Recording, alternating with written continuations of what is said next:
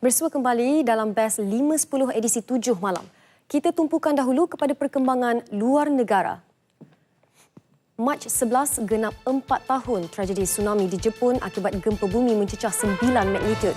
Hari ini juga penduduk di utara Jepun, Ishinomaki yang terletak 373 km dari Tokyo, mengadakan upacara memperingati bencana yang mengorbankan lebih 18,000 nyawa termasuk mangsa yang hilang.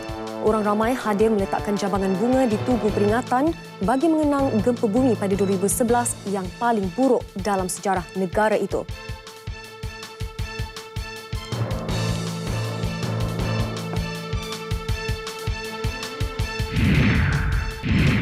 Satu lagi wilayah yang run up, Fukushima, yang masih bergelut dengan proses pemulihannya.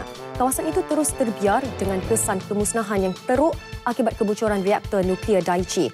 Walaupun kerajaan Jepun berjanji untuk membina semula penempatan di situ dan membenarkan penduduk kembali pada 2016, namun kerja-kerja pemulihannya terlalu lambat dan mungkin tidak mampu dicapai.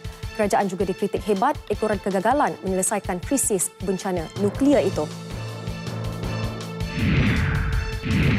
Perancis telah mengarahkan pasukan siasatan yang terdiri daripada pakar nahas pesawat untuk menyiasat punca 2 helikopter terhempas membunuh 10 penumpang.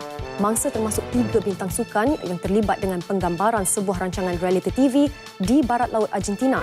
Helikopter itu terbang pada jarak yang sangat dekat antara satu sama lain sebelum ia berlanggar dan terhempas. Tiada seorang pun yang terselamat.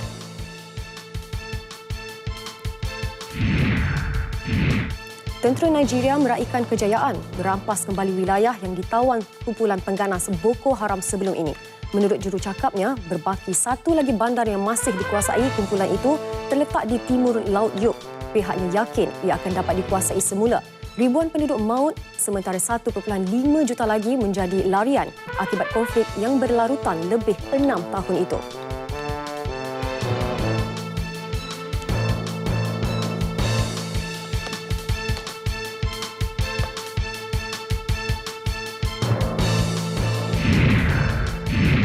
Penggubalan Akta Pencegahan Keganasan (POTA) adalah demi menjamin keselamatan rakyat negara ini. Menurut Menteri Dalam Negeri Datuk Seri Dr. Ahmad Zahid Hamidi, ia juga langkah untuk menangani ancaman keganasan seperti kumpulan militan IS di negara ini kerana semakin ramai yang terpedaya sanggup menggadai nyawa dan harta untuk ke Iraq dan Syria. 61 individu telah dikenal pasti setakat ini dengan 10 daripada yang dilaporkan telah terkorban. Yayasan Simdabi menyumbangkan bantuan bernilai 2.2 juta ringgit untuk keperluan penduduk terjejas banjir di Pantai Timur. Presidennya Tan Sri Muhammad Baqi Saleh memaklumkan pihaknya bekerjasama dengan NGO Mercy Malaysia bagi menyalurkan bantuan berkenaan. Ini termasuk membina 87 penempatan sementara atau rumah transit kepada penduduk di Kampung Tualang, Kampung Bekok dan Jalan Gil di Kuala Krai, Kelantan.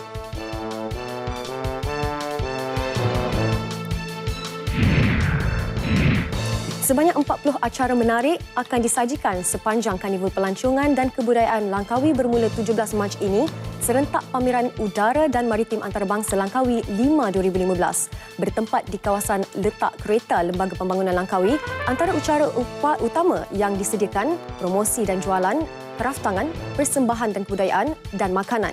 Penganjur menyiasatkan 300,000 pengunjung akan hadir sepanjang Karnival 3 hari itu.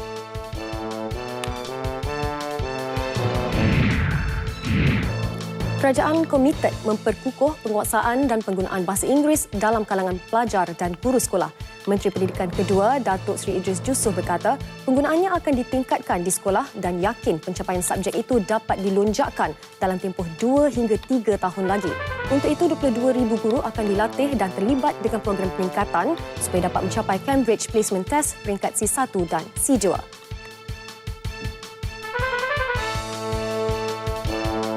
Sekian saja berita untuk jam ini. Nantikan Nasional 8 bersama Fatil Hidayat dan Nur Ashikin Abdul Rahman. Assalamualaikum dan salam satu Malaysia.